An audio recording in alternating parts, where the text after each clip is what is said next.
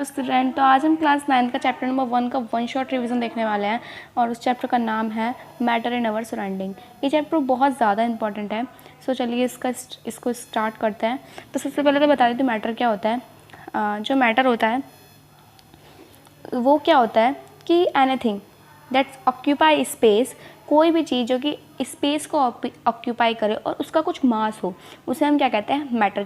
जैसे कि आपका पेन है, अगर आप उसको टेबल पे रखो तो उस पेन का कुछ मास भी है और वो कुछ स्पेस को ऑक्यूपाई भी करेगा, तो वो क्या है, मैटर है। तो चलिए हम इसकी कुछ कैरेक्टरिस्टिक्स देख लेते हैं कि मैटर की कैरेक्टरिस्टिक्स क्या होती हैं। तो चलिए देखते हैं। तो सबसे पहले तो क्या है कि एटम्स जो है वो द स्मॉलेस्ट पॉसिबल यूनिट है मैटर की, जो कि कंबाइन करने पर मॉलिक्यूल्स बनाती हैं। अब एटम जो है वो मैटर की सबसे स्मॉलेस्ट यूनिट है, और जैसे कि ये कोई एटम है और अगर मैं इसको कंबाइन लाऊं तो ये क्या बना देते हैं, इसका मतलब होता है मॉलिक्यूल्स। जैसे कि ये आपका कोई एटम है, दिस इज़ योर एटम। अगर मैं 2 एटम्स को मिला दूं, ये बिल्कुल मिला देना है, तो ये क्या फॉर्म करेंगे, ये फॉर्म करेंगे मॉलिक्यूल्स को। ठीक है। अब ये 2 से ज़्यादा भी हो सकते हैं और ये 2 भी हो सकते हैं। ठीक है। सेकंड पॉइंट है there space between matter particles. Matter particles के बीच में स्पेस होता है। इसको हम कैसे समझें, जैसे कि आपने एक गिलास में वाटर लिया है, यहाँ पर आपने किसी गिलास में वाटर लिया है और इसके अंदर आप NaCl डाल रहे हो, यानी कि आपका खाने वाला नमक डाल रहे हो। तो आप क्या देखोगे, अगर आपने इसके अंदर 1 चम्मच डिज़ोल्व किया है तो इसके अंदर डिज़ोल्व हो जाएगा। तो ये क्या प्रूव करता है कि मैटर के अंदर क्या होता है, स्पेस होता है। ठीक है। Let's move on third point. तो थर्ड पॉइंट क्या कहता है, जो मैटर्स होते हैं वो कंटिन्यूसली मूव करते रहते हैं और movement increase with rising temperature. So इसका पॉइंट क्या, ये पॉइंट हमसे क्या कहता है कि जैसे कि आपने अगरबत्ती ली, आपने उसको जलाया तो उसके अंदर से गैस निकलती है और वो गैस फ्रेगरेंस की फॉर्म में निकलती है और वो पूरे कमरे में आपकी फैल जाती है। अगर आप उसमें ज़्यादा तेज़ आग लगा देते हो तो वो ज़्यादा गैस को इवापोरेट करती है और कमरे में जो इसकी स्मेल है वो फैल जाती है। और आप उसमें थोड़ी सी आग मतलब उसे जलाते हो तो उसकी जो गैस की जो फॉर्म है वो थोड़ा थोड़ा फैलती है। तो ये टेम्परेचर पर डिपेंड करिए, तो टेम्परेचर पर डिपेंड करिए, आप जितना ज़्यादा उसको फैलाओगे तो उतने ज़्यादा वो फैलती चली जाएगी। तो इसका थर्ड पॉइंट क्या कहता है, जो मैटर पार्टिकल्स हैं वो एक दूसरे को अट्रैक्ट करते हैं और सबसे ज़्यादा अट्रैक्शन सॉलिड में होती है, फिर लिक्विड में होती है, फिर गैस में होती है। ये तो आपको पता ही होगा, बिल्कुल चैप्टर का बेसिक ही यहीं से स्टार्ट होता है। तो अब अगला पॉइंट है everything around us is composed of matter. अब जो मैटर की होती है वो 5 स्टेट ऑफ मैटर होते हैं। फर्स्ट है solid, this is liquid and gas and plasma and born Einstein condensate. आपने वैसे मैटर के जो स्टेट हैं वो 3 पढ़े होंगे, that is solid, liquid and gas. But आपके चैप्टर के एंड में येलो बॉक्स में इसको भी माना गया है कि मैटर के जो है ना 5 स्टेट होते हैं और उसमें से 4th है प्लाज्मा एंड 5th है बोन्स आइंस्टाइन कंडेंसेट। तो चलिए इन सब की प्रॉपर्टीज़ को देख लेते हैं।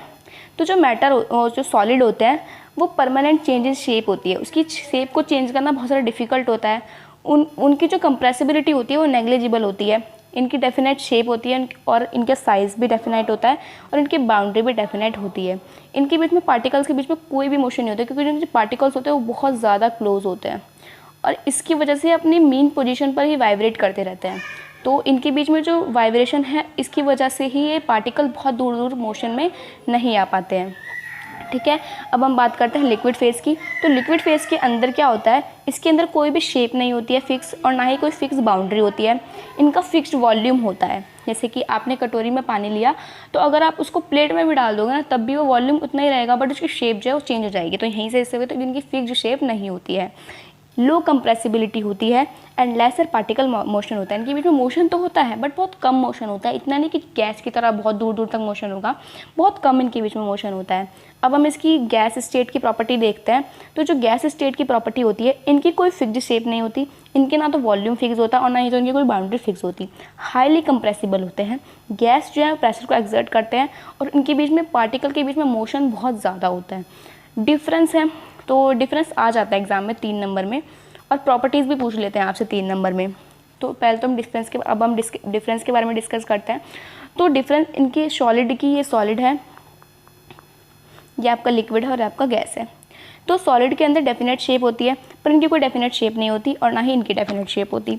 ये स्पेस को ऑक्यूपाई करते हैं, ये भी स्पेस को ऑक्यूपाई करते हैं और ये भी एक स्पेस को ऑक्यूपाई करते हैं। इनका डेफिनेट वॉल्यूम होता है, इनका भी डेफिनेट वॉल्यूम होता है, पर इनका डेफिनेट वॉल्यूम नहीं होता है। कैन नॉट बी कंप्रेस, इनको हम कंप्रेस नहीं कर सकते, इसको हम थोड़ा बहुत कंप्रेस कर सकते हैं और इनको तो हम बहुत ज़्यादा कंप्रेस कर सकते हैं। ये रिजिड होते हैं, मतलब कि ठोस होते हैं। ये नॉट रिजिड, ठोस नहीं होते हैं, क्योंकि हम इन्हें चेंज कर सकते हैं ना कंटेनर से दूसरे कंटेनर में, और ये नॉट रिजिड होते हैं। ठीक है। Does not diffuse in other solids, can diffuse in other solids, can diffuse into other gases. ठीक है, तो डिफरेंस भी आपको क्लियर हो गए होंगे आई होप। नेक्स्ट, तो अब हम नेक्स्ट पे मूव करते हैं, दैट्स द प्लाज्मा स्टेट। तो प्लाज्मा स्टेट क्या होता है? Super energetic and super excited particles होते हैं आपके ये। इन पार्टिकल्स का डेफिनेट शेप नहीं होता और ना ही तो उनकी कोई वॉल्यूम डेफिनेट होती है। Most common state of matter is universe. ये मोस्ट कॉमन स्टेट है यूनिवर्स के अंदर मैटर की। Influence by electric and magnetic field, और ये किसके द्वारा इन्फ्लुएंस हुई है? इलेक्ट्रिक एंड मैग्नेटिक फील्ड के द्वारा। अब हम बात करते हैं बोन आइंस्टाइन कंडेंसेट के ऊपर। तो ये क्या होता है? Super energetic and super cold particles होते हैं, formed on cooling an extremely low density gas to an extremely low pressure। Super fluid होते हैं, सुपर कंडक्टिव होते हैं। ठीक है, अगर आपके एग्जाम में आता तो आप इन्हें लिख कर आना पॉइंट्स को।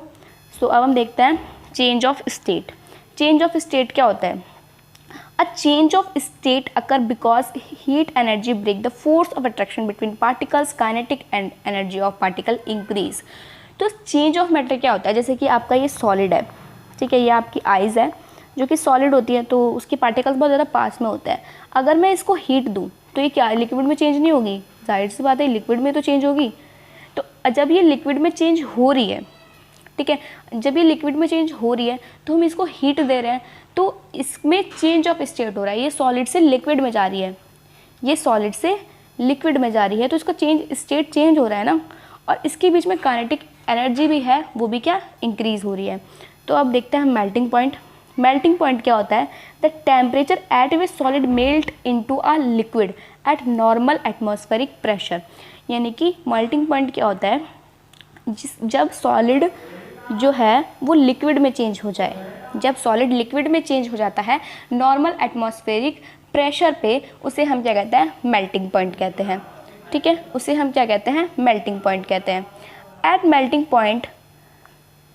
Eight melting point the temperature does not change until all solid convert into solid। तो अब देखते हैं हम बॉइलिंग पॉइंट, सॉरी अब हम देखते हैं लेटेंट हीट। लेटेंट हीट क्या होता है? बॉइलिंग पॉइंट भी यही होता है जिसके अंदर सॉलिड जो होता है, सॉरी जो आपका लिक्विड होता है वो गैस के अंदर चेंज हो जाता है एटमॉस्फेरिक प्रेशर में, उसी को हम बॉइलिंग पॉइंट भी कहते हैं। अब हम देखते हैं लेटेंट हीट। लेटेंट हीट में क्या होता है कि कोई भी सॉलिड में जो हमें लिक्विड की फॉर्म में या फिर किसी भी लिक्विड को गैस की फॉर्म में लाने के लिए जो भी हमें हीट को रिक्वायर्ड करना पड़ रहा है ना, उसी को हम कहते हैं लेटेंट हीट।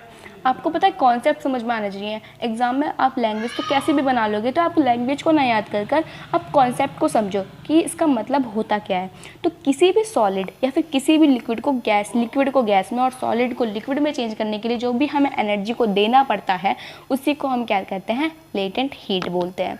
तो the heat required to break the force of attraction between the particle and transition temperature, the latent heat become confined within the material and its solid, the latent heat.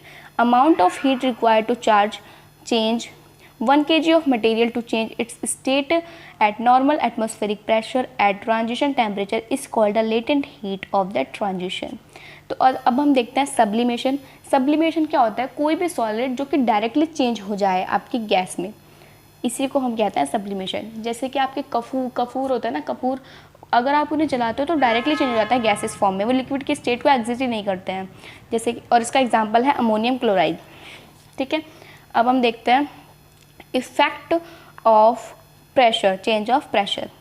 तो अगर हम melting point पर मतलब pressure का effect डालते हैं तो जिसका मेल्टिंग पॉइंट क्या होता है? डिक्रीज़ हो जाता है, और जो बॉइलिंग पॉइंट होता है वो इंक्रीज़ हो जाता है। ठीक है, बॉइलिंग पॉइंट क्या है? वो इंक्रीज़ हो जाता है, मेल्टिंग पॉइंट क्या होता है? डिक्रीज़ हो जाता है।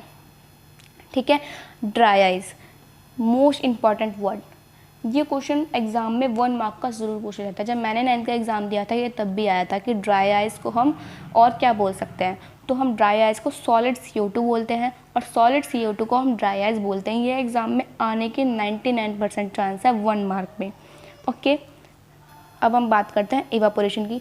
इवापोरेशन के फैक्टर जो है ना अफेक्टिंग वाले, वो 4 मार्क्स में आ सकते हैं, बहुत इंपॉर्टेंट होते हैं। तो हम देख लेते हैं इवापोरेशन क्या होता है। इवापोरेशन क्या होता है? Change of liquid into vapour at any temperature below the boiling point, यानी कि लिक्विड से वेपर में चेंज हो जाना किसी भी टेम्परेचर में, दैट इज़ कॉल्ड इवापोरेशन। ठीक है, अब इसको फैक्टर कौन से इफेक्ट करते हैं हम ये भी देख लेते हैं।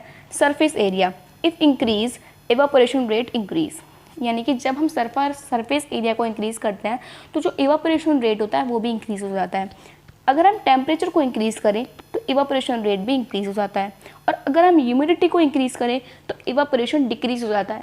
आपने चीज़ नोटिस करी, हम जितने भी फैक्टर को बढ़ा रहे हैं तो उसमें सब कुछ इंक्रीज़ हो रहा है, बट ह्यूमिडिटी में डिक्रीज़ हो रहा है। तो आप इसमें गलती मत करना इंक्रीज़ डिक्रीज़ में। तो 4th पॉइंट है कि अगर हम विंड स्पीड इंक्रीज़ होती है तो इवापोरेशन रेट भी इंक्रीज़ होता है। अब हम बात करते हैं evaporation cause calling. Evaporation cause calling क्या होता है? जैसे कि आपने थिनर इस्तेमाल किया होगा, जो नेल पेंट रिमूवर होता है, तो अगर आप उसे अपने नेल पेंट रखते हो अपने या थंब पे, आप उसे कहीं भी रखते हो तो आप काफ़ी ठंडा ठंडा फील करते हो। तो वो क्या है? एग्जाम्पल है इवापोरेशन कॉज कॉलिंग का। तो the particles take the latent heat from body at evaporate cause cooling causing the body to feel cool. तो इसे हम क्या बोलते हैं? Evaporation cause cooling. तो ये आपका चैप्टर का 1 शॉर्ट रिवीजन था जो कि हमने बहुत जल्दी कवर कर लिया। आई होप आपके इसमें सारे डाउट्स क्लियर हो गए हों और आपके सारे टॉपिक्स भी हैं वो भी क्लियर हो गए हों। ये चैप्टर बहुत ज़्यादा अच्छा है और इम्पॉर्टेंट भी है। तो ये चैप्टर आपका ख़त्म होता है, मिलते हैं अगली वीडियो में, तब तक के लिए बाय बाय।